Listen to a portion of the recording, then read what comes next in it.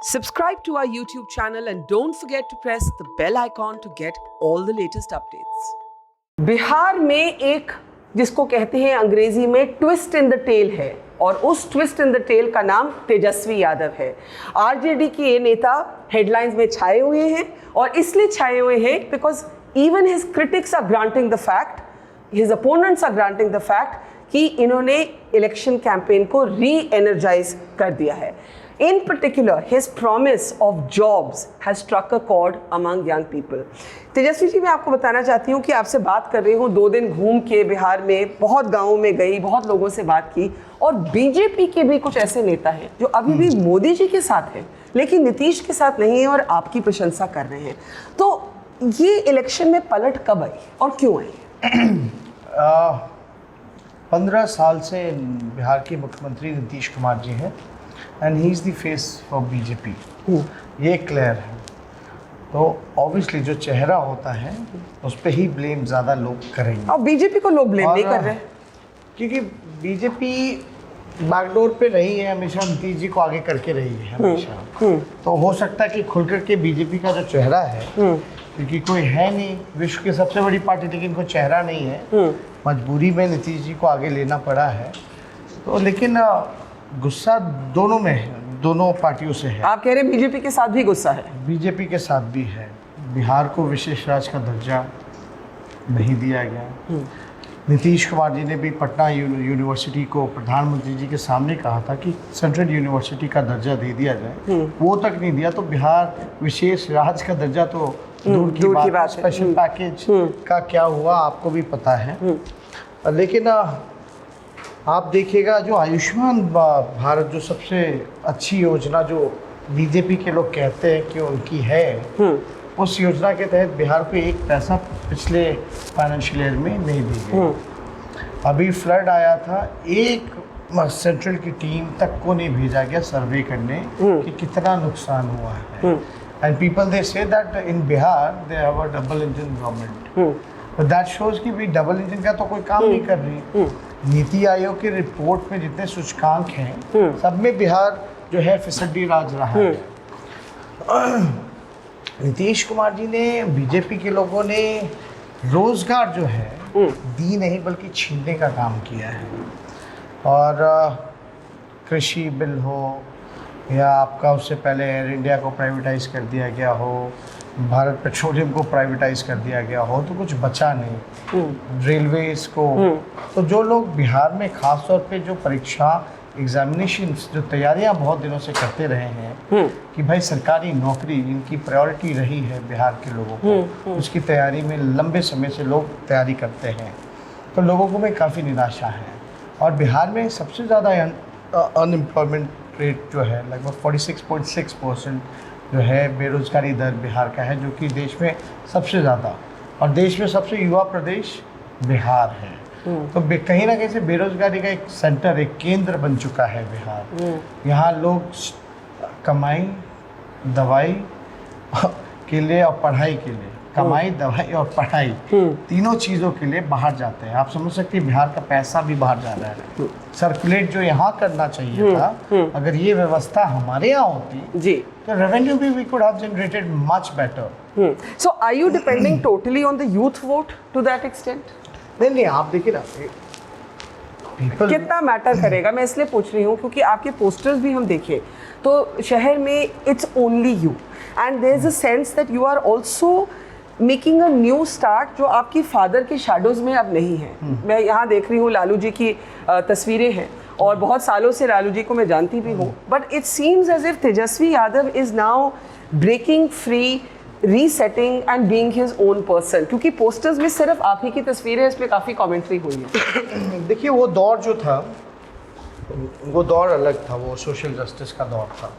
उस समय जो समय की जो मांग थी बिहार की वो सोशल जस्टिस की थी जी, और जाहिर सी बात है। और अब आर्थिक न्याय का दौर है अभी, इकोनॉमिक जस्टिस, लेकिन आर्थिक न्याय से पहले आपको सामाजिक न्याय चाहिए होगा, तब जाकर के सबको आप जो है जस्टिस दे पाओगे या डेवलपमेंट का, ऑलराउंड डेवलपमेंट का फ़ायदा लोगों तक पहुंच पाएगा।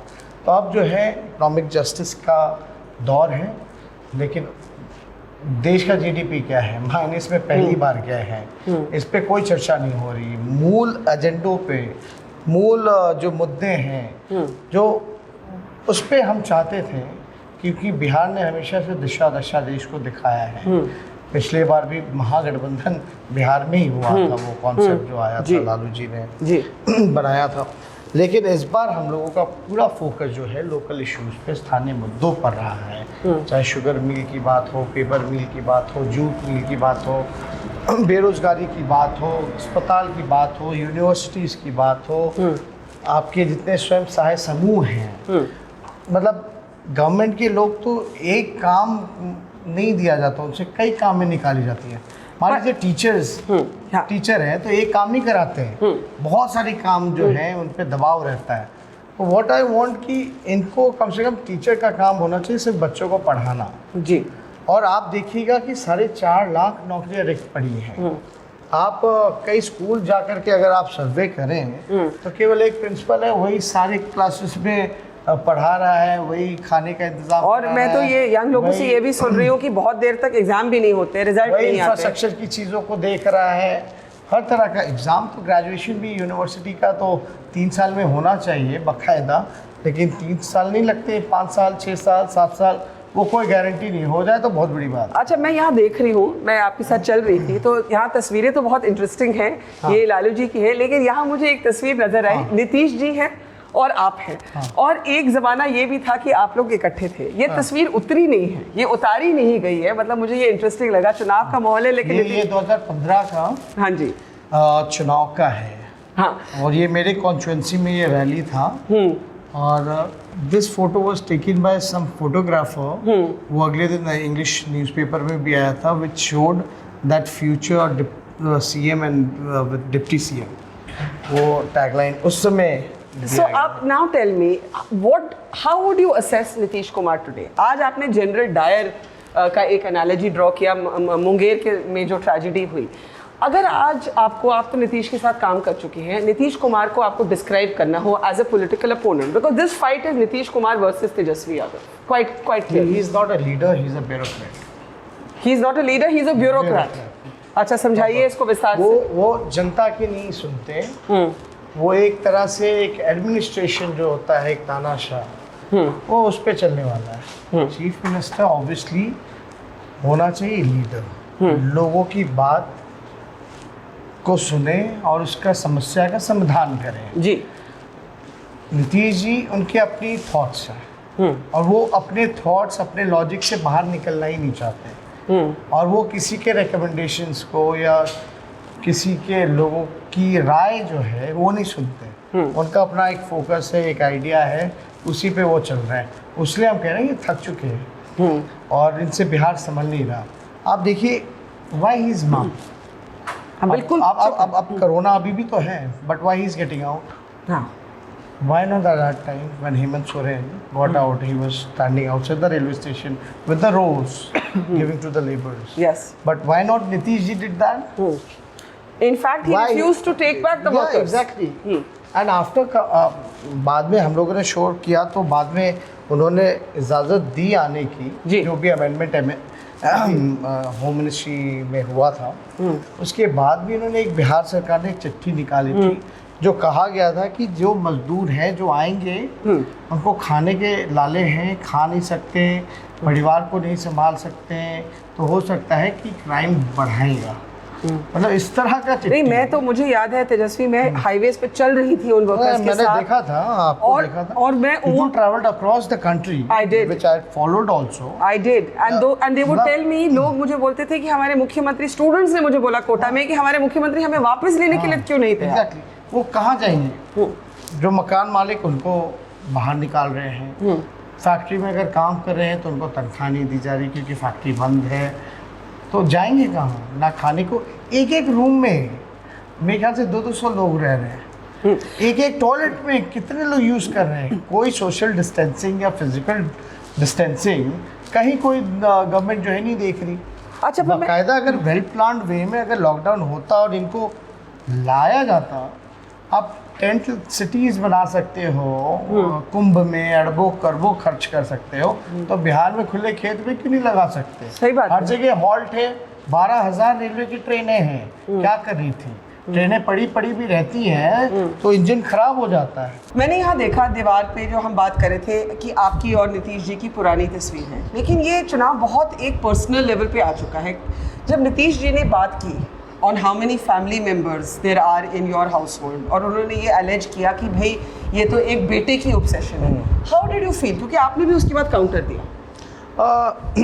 देखिए नीतीश जी से किसी ने ऐसी एक्सपेक्टेशंस नहीं की थी। हाँ, क्योंकि वो हमेशा संभल करके बोला करते हैं और इस लेवल की बातें यूजुअली करते हैं। यूजुअली नहीं, कभी नहीं किया।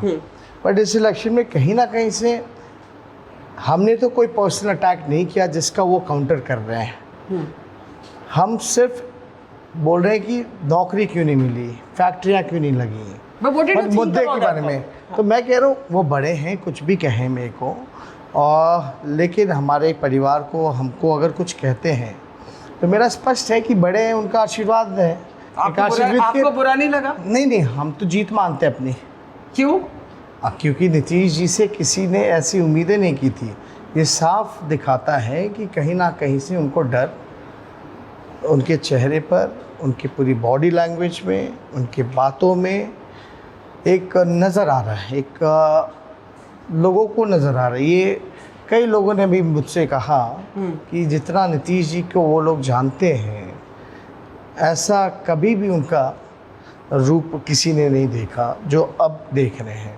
तो ठीक है, उनका बड़े हैं, कुछ भी कह सकते हैं, हम तो बेटे के उम्र के हैं, लेकिन कहीं ना कहीं अगर कोई सवाल अगर उठाते हैं तो हम मेरी माँ को लेकर के, उनकी डिग्निटी को लेकर के जो सवाल उठाएं वो मेरे ख्याल से उचित नहीं, क्योंकि ये मेन एजेंडा नहीं है चुनाव का। मुद्दे ये नहीं है। आप बताइए आपने 15 साल क्या काम किया, 15 साल में अभी भी पलायन क्यों बढ़ा, नीति आयोग में क्यों फेल है बिहार, आपने कितने कारखाने लगाए, कितने रोज़गार दिए, अस्पताल चमकी बुखार में क्या व्यवस्था आपने, वो क्यों नहीं हम बेहतर अस्पताल, एजुकेशन सिस्टम, यूनिवर्सिटीज़, ऐसे कॉलेज इंफ्रास्ट्रक्चर डेवलप करें।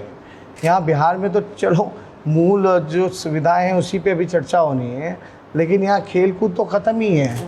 What about the sports people? Right.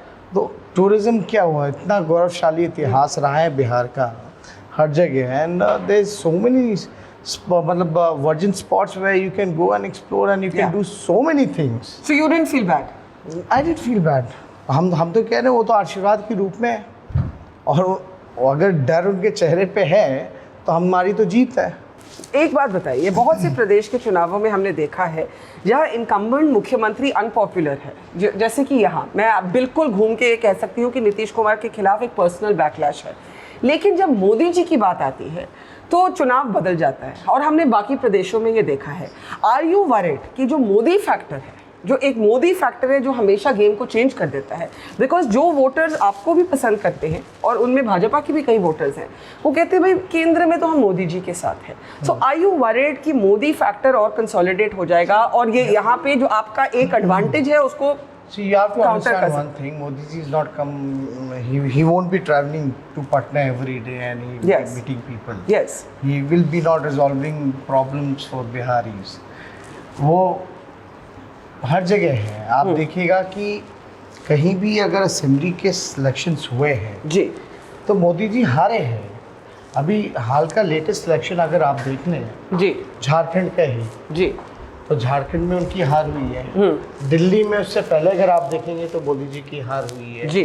तो ये कहीं ना कहीं से स्टेट असेंबली इलेक्शंस में जो रीजनल्स पार्टी हैं उनको कहीं ना कहीं से फ़ायदा मिलता है।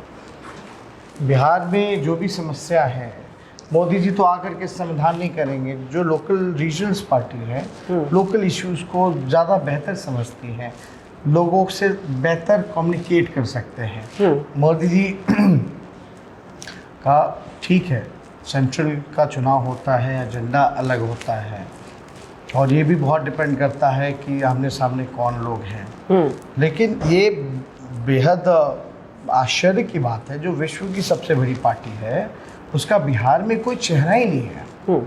ये आश्चर्य है। और इतने ये लोग मजबूत हैं तो नीतीश जी को बीजेपी का क्यों सपोर्ट चाहिए और बीजेपी के लोगों को नीतीश जी का सपोर्ट क्यों चाहिए? चलो हम तो 31 साल के हैं, लेकिन फिर भी ये डर, 15 साल से हम लोग ऑपोजिशन में हैं, मेरे पिता फिजिकली मेरे साथ नहीं हैं, फिर भी इन लोगों को इतनी डर और इतनी बेचैनी क्यों है? अगर इतने ही माहिर हैं, वोट को ऐसे कैंपेन से अगर टर्न अराउंड कर दें तो इनको मेरे पीछे 30-30 हेलीकॉप्टर क्यों लगानी पड़ी? 2-2 अलायंस इन्होंने बनवाया है। हालांकि ऑब्वियसली कोई मानेगा नहीं, वो एडमिट नहीं करेगा जिन्होंने बनाया है, बट हाँ, लोग, बिहार के लोग राजनीतिक रूप से और सामाजिक रूप से बड़े होशियार, सब जानते हैं। अच्छा, यहाँ पे यूथ एनर्जी की बात हो रही है। There is one more young नेता इन द फ्रे, चिराग पासवान। आप उनको किस रूप से देखते हैं? और मैं आपको ये बोल दूं कि मैंने उनसे भी ये सवाल पूछा तो उन्होंने कहा it's very good that Tejashwi is focusing on jobs. तो मैंने ये पूछा और मैं आपसे भी पूछूंगी, क्या ये मुमकिन है कि कोई तालमेल हो सकता है? Because Ramvilas Paswan has in the past emerged from the same socialist movement that created your father. And even me and Chirag Paswan also started campaigning. Yes. In 2010 together. Yes. With Ramla ji. Yes. So that was only for campaigning at that time. Yes. In 2010. So today, So see, obviously we, my family, my dad and Ramla ji and their family had always with a very good relationship. ठीक है, politically कभी इधर उधर हुआ हो, लेकिन पारिवारिक एक रहा है। I remember when my dad went to jail in 2012, he came to see my dad in the jail and he was like very sad and depressed. Literally, his eyes were wet at that time. तो एक संबंध रहा है हम लोगों का, एक पारिवारिक कह लें या बचपन से हम लोगों ने देखा है, सुना है, वो एक लगाव हम लोगों का रहा है। लेकिन अगर बात की जाए अगर पॉलिटिकली, तो Chirag had already cleared that he is with BJP और वो हनुमान है मोदी जी। वो तो बोल रहे हैं। तो आइडियोलॉजिकली हाँ, अगर बीजेपी में हमको जाना होता, हाँ, तो I could have compromised. Right. When Nitish ji can compromise, you could have also done the same. Obviously. क्या ये कभी हो सकता है? क्या ये कभी हो सकता है? नहीं, कभी नहीं, कभी नहीं। See, RJD is the only regional party which never compromised somehow। कोई ना कोई रीजनल पार्टी जितनी है कभी ना कभी बीजेपी का साथ गई है, but RJD is the regional party which we haven't been with BJP, कभी भी नहीं। एंड हम लोगों ने हमेशा से ऑब्वियसली, जब एक बार हमारे नेशनल प्रेसिडेंट लालू जी ने एक बार आइडियोलॉजी क्लियरली बता दिया है, तो ऑब्वियसली हमको उस रास्ते पे चलना है। बिकॉज आजकल कहीं ना कहीं से देखा जाता है, ना कोई नीति रहेगी, ना कोई सिद्धांत रहा, ना कोई विचारधारा रहा, बस एक कॉर्पोरेट कंपनी की तरह पॉलिटिकल पार्टियां काम कर रही हैं और जहां फ़ायदा हो रहा है सिर्फ सरकार बनाने के लिए लोग चले जा रहे हैं।